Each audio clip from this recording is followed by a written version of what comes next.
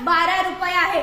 रस्त्यावर ट्रॅक्टर मधून जाताना कुणी एक ऊस घेतला तर शेतकरी हसून बोलतो, अजून घ्या, यात काय एवढं. परंतु मॉल मध्ये साधी कॅरी बॅग फुकट मिळत नाही. तो शेतकरी आहे. शेतकरी जगला पाहिजे, कारण कितीही इंडिया डिजिटल झाली तरी भाकरी काही आपल्याला डाउनलोड करून मिळणार नाहीये. शेतकरी जगाचा पोशिंदा आहे.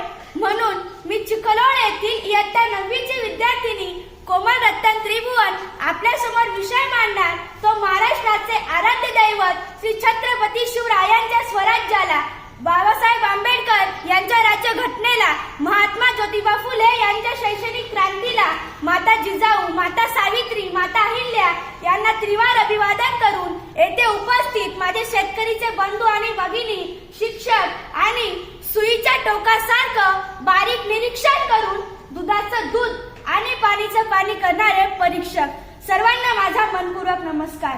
मी तुमच्या समोर विषय मांडते, शेतकरी राजा उभ्या जगाचा पोशिंदा. मित्रांनो, माझा बाप शेतकरी राजा उभ्या जगाचा जरी पोशिंदा असला तरी आज माझ्या बापावर काय परिस्थिती आली आहे ते तुमच्या समोर मांडते.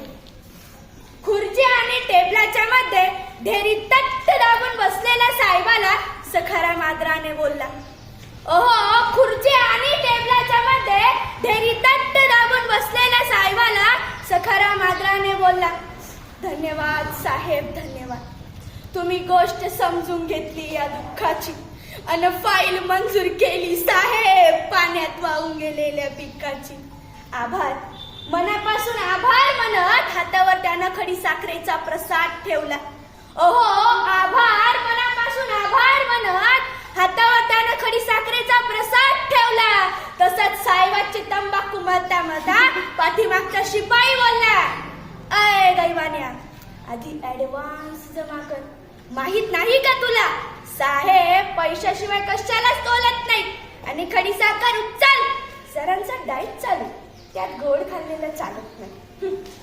4 दाणे खडी साखर न चालणाऱ्या डाईट मध्ये टेबला खालच्या नोटा खाणं बसल का?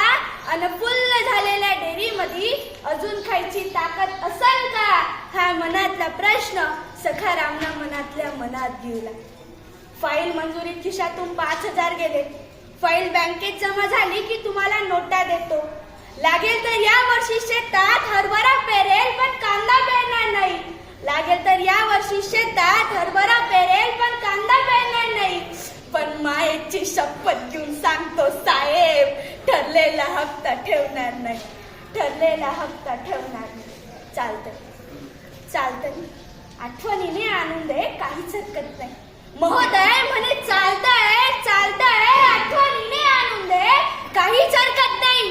अरे तुला तर माहितीये आपल्या सहीशिवाय फाईल पुढे सरकत नाही. तुला तर माहितीये आपल्या सहीशिवाय फाईल पुढे सरकत नाही. साहेबांच्या तंबाखूसाठी मळलेला हात शिपायानं पटकन झटकला. ओहो, साहेबांच्या तंबाखूसाठी मळलेला हात शिपायानं पटकन झटकला. अन 10,000च्या फाईली पायी 50,000 द्यायला लागून सखाराम झाडाले जाऊन लटकला. अशी अवस्था सर माझ्या शेतकरी बापाची. माझा बाप या जगाचा जरी पोशिंदा असला तरी आज माझ्या कृषी प्रधान देशात माझ्या बापावर ही आत्महत्या घेण्याची वेळ येते. तरी सुद्धा त्याने शेती करणं काही सोडलं नाही. मराठवाड्या विदर्भातील शेतकरी आत्महत्या करत होते. तेथील एका पत्रकाराने आपल्या भारताच्या कृषी मंत्री साहेबांना प्रश्न विचारला, कृषी मंत्री साहेब, मराठवाड्या विदर्भातील शेतकरी आत्महत्या करतायत, यावर तुमचं उत्तर काय? तर आपल्या भारताचे कृषी मंत्री म्हणतात, मराठवाडा विदर्भातील शेतकरी आत्महत्या करतात ते त्यांच्या प्रेम प्रकरणामुळं आणि दारूमुळं. हाच पत्रकार, हाच प्रश्न आणि हेच उत्तर घेऊन मराठवाडा विदर्भातील एका शेतकऱ्याच्या मुलाकडे येतात आणि विचारतात त्याला, बाबा रे, तुझ्या वडिलांनी आत्महत्या केली ती प्रेम प्रकरणामुळं, असं आपल्या भारताच्या कृषी मंत्र्यांचं म्हणणं आहे. यावर तुझं उत्तर काय? तर जरा लक्ष देऊन ऐका मित्रांनो, तो मुलगा काय म्हणतो. बरोबर आहे साहेब, माझ्या वडिलांनी आत्महत्या केली ती प्रेम प्रकरणामुळं, हे बरोबर आहे. परंतु साहेब, कृषी मंत्र्यांना कळालेलं प्रेम ते बाया बापड्यांचं असावं, पण मला कळलेलं प्रेम माझ्या बापानं आयुष्यभर या जमिनीवर केलंय. आकाशातून पाऊस पडला नाही आणि जमिनीतून पीक उगवलं नाही. साहजिकच आहे नाव साहेब, माझ्या बापाची प्रेम कहाणी अपुरी राहिली. साहजिकच आहे नाव साहेब, माझ्या बापाची प्रेम कहाणी अपुरी राहिली. मित्रांनो, सरकारी कर्मचाऱ्यांना टाइम ड्युटी आहे, तशी माझ्या शेतकरी बापाला आहे का? नाही. जेव्हा लाईट येईल तेव्हा शेताकडे धावत जावं लागतं, जेव्हा पाऊस येईल तेव्हा पिकाकडे पाहावं लागतं आणि घरचं टेन्शन काही कमी असतं का हो? तरी सुद्धा माझा शेतकरी बाप या जगाला पोचण्याचं काम करतो. मित्रांनो, सचिन तेंडुलकरने 15,000 रन पूर्ण केले म्हणून भारत सरकारने त्याला भारतरत्न दिला. परंतु माझा बाप हा बाण तर तो बाण लाखो रन पूर्ण करतो.